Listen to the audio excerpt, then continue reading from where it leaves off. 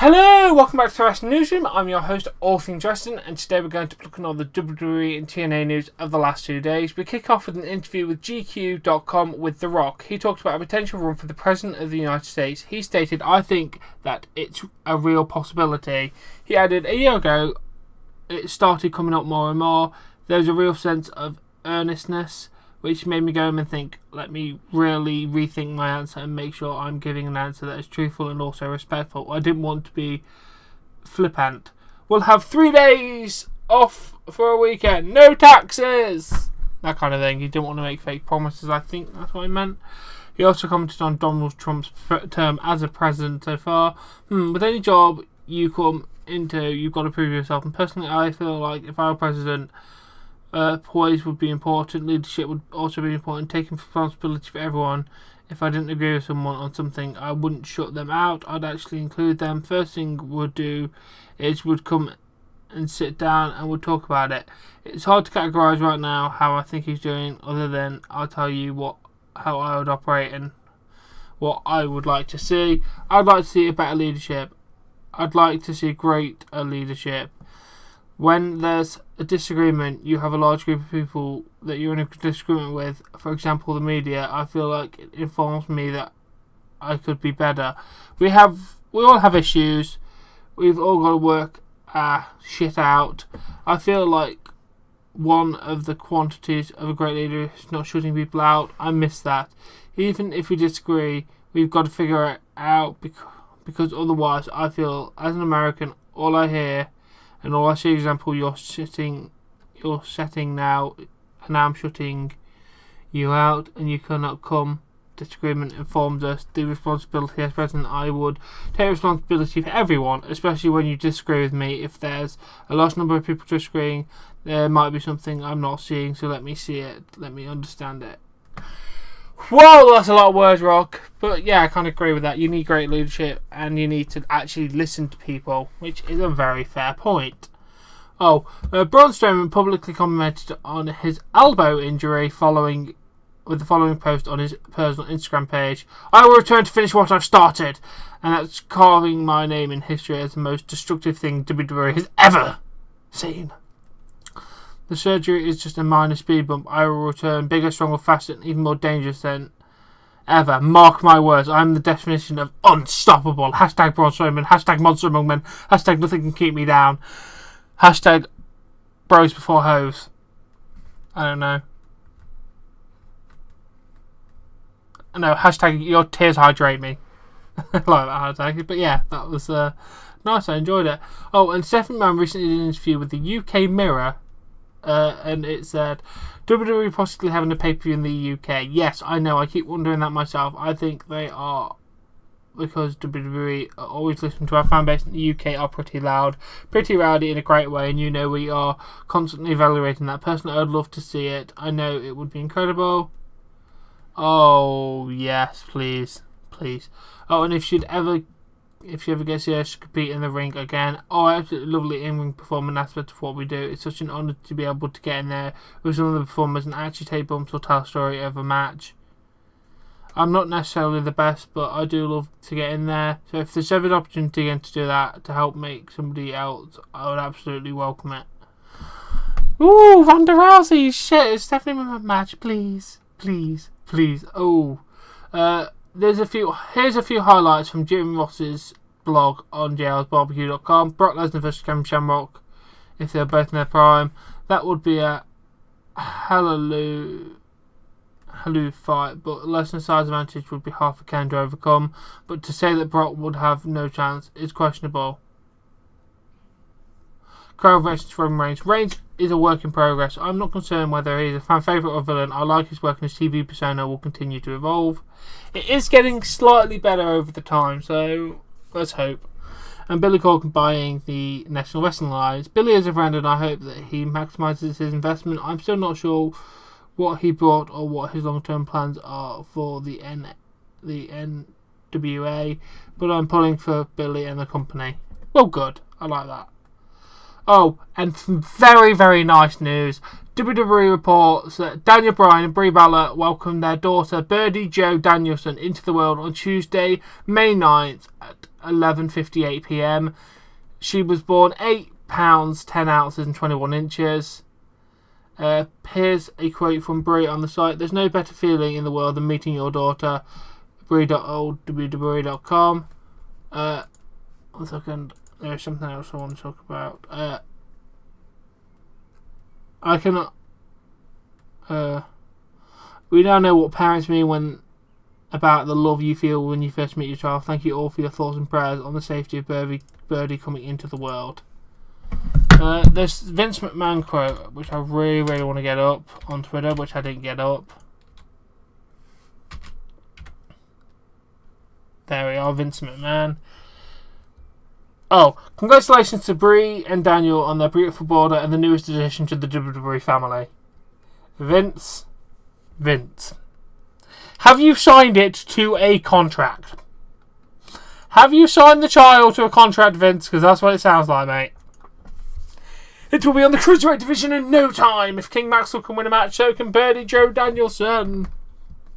Alright, all joking aside, congratulations Daniel Bryan and Brie Bella. I do wish you all the best of luck becoming parents. Oh, and now regarding Emma Moon's status injury, the belief is that she'll be out of action for at least another month. The previous note, the injury forced WWE to move her from the women's title match at NXT TakeOver Chicago. So that's a bad shame, but what are you going to do? Oh, and WWE is reportedly happy with the fan response to Who is Roderick Strong videos. Strong has apparently been getting better reactions at live events since the vignette started airing. There's some news about stuff, if you care. I don't know about NXT, so there you go. Oh, and still with a recent interview with Kenny McIntosh, AJ Styles talked about his relationship with Vince McMahon. I think once you've proven yourself to Vince McMahon, you're not some guy that only cares about himself and only wants to get himself over in the expense of stabbing someone else in the back.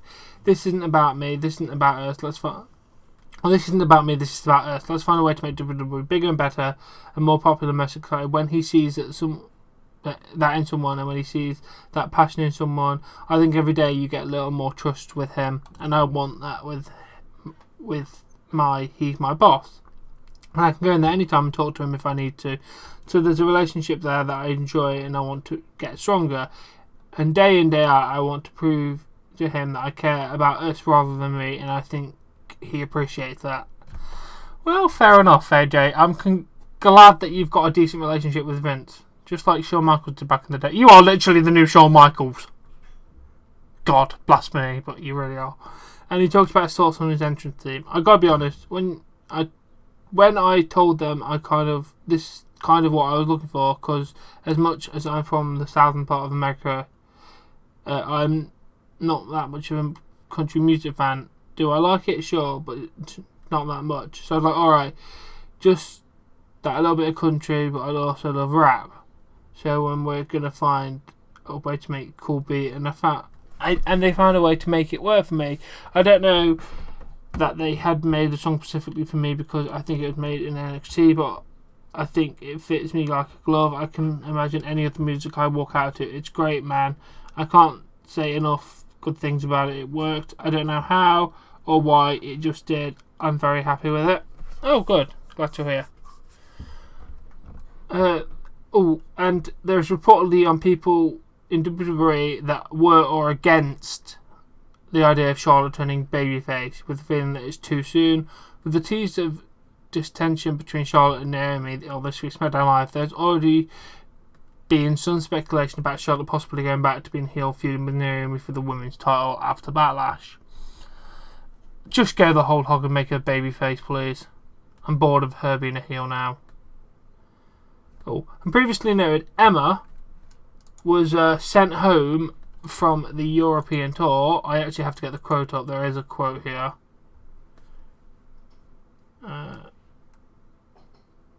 Jesus, I gotta actually find it because it's on Instagram. Oh, there you go. Emma update. She posted a cryptic message on Instagram, mainly making it out like she's not got some good news. She said, she posted a picture saying, "Someday, every day will make perfect sense, but for now, laugh at the confusion, smile through the tears, and keep reminding yourself that everything happens for a reason. Oh no, it's bad news, isn't it, Emma? Please don't be bad news. Well, best of luck in your recovery anyway. Oh, and WWE reportedly held a meeting today to discuss plans for the Universal title now that Braun Strowman has been injured. Previously noted, Strowman was originally supposed to face Brock Lesnar for the Universal title at Great Balls of Fire. WWE still want to have Roman Reigns face Lesnar next year's WrestleMania. At this point, Finn Balor or Seth Rollins are the top candidates to face Lesnar if Strowman is not able to return in time for Great Balls of Fire pay-per-view July 9th. As you should know, he's pulled from the July 7th live event in the fear that Strowman won't be back in time for the pay-per-view. Although that is the fear that he won't be back in time for it. Please, please, please, Braun, please, please, please. On an interview with FoxNews.com, John Cena commented on his future with WWE. He said, "As far as the performance level, it's definitely business for the young, and I'm on the older side of the young, but I don't think I'll ever not be involved with WWE. They will have to tell me that they no longer need my services because this is my home." Well, that's good, mate. You do deserve it. You have worked very hard over the years. Here's a big thing. Conducted a two-part interview with Lucha Underground announcer, producer, and AA Talents Relation Director Vampiro. Here's a highlight from part 1.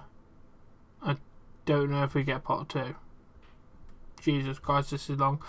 Okay, on the return of Lucha Underground for Season 3 on LA Ray, May 31st. I think everyone kind of waiting on it, you know what I mean. There's such a cool vibe around the show. After such a long time, people are getting used to the idea that we are a TV show based on wrestling and there's going to be a season split. I think in this day and age, it is refreshing to have that. Other companies are going strong and I really don't mind it. If you miss 1 or 2 or even a month, it's almost too much sometimes. Tio has us coming back.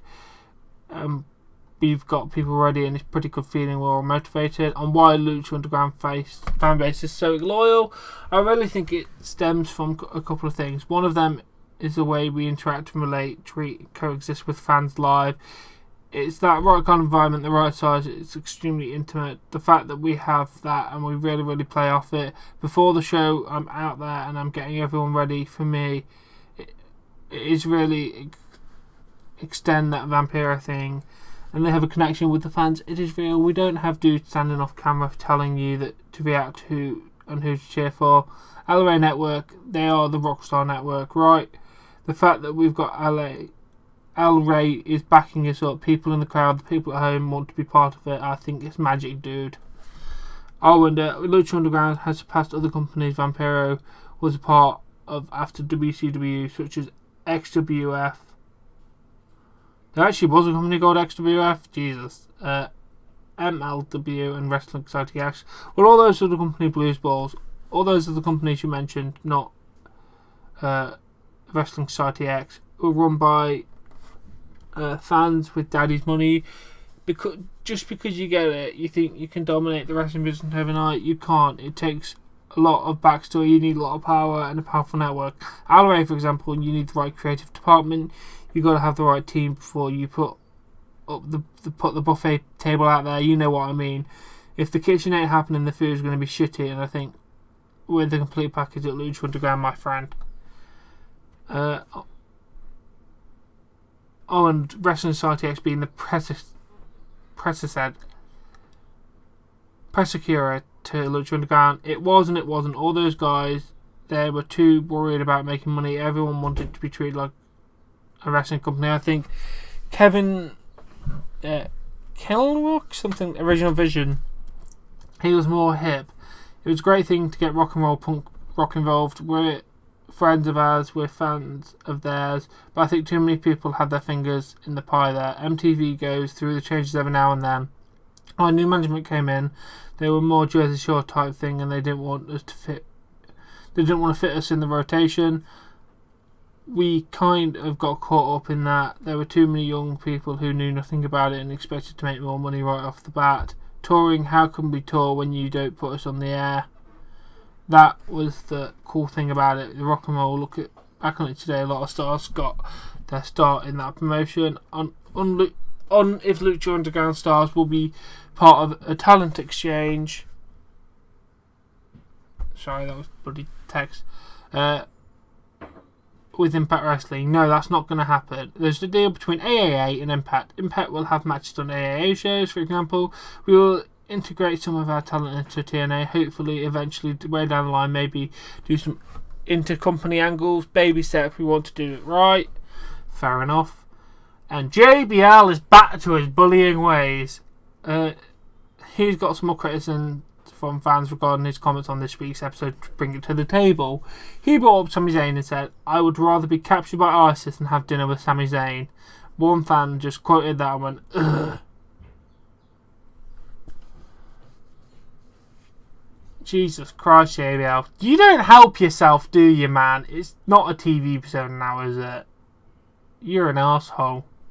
Oh, and Maranello mentioned on Twitter he's been keeping busy since he leaving his dream job, in quotations, in WWE. He went, "Amazing how fast things changed. 2 months ago I left my dream job. Now I'm about to be busier than ever. #never give up." Well, I like that. Good job, Maranello. I do hope the best for you, man. And with that being said, this is the newsroom today. It's been good. We had some good news about Daniel Bryan's daughter being born. The news didn't come out until Wednesday night, very late Wednesday night after I'd done the original newsroom. That's why that made it in here, because there was no reports on Tuesday or Wednesday morning about the baby. So that's why that missed out. But anyway, that has been the news. It is a pretty good episode. Some interesting news pieces. Now, anyway, if you have enjoyed this episode, please give it a like. Please support me on Patreon. A link in the description below. Subscribe to more content, and I'll catch you later.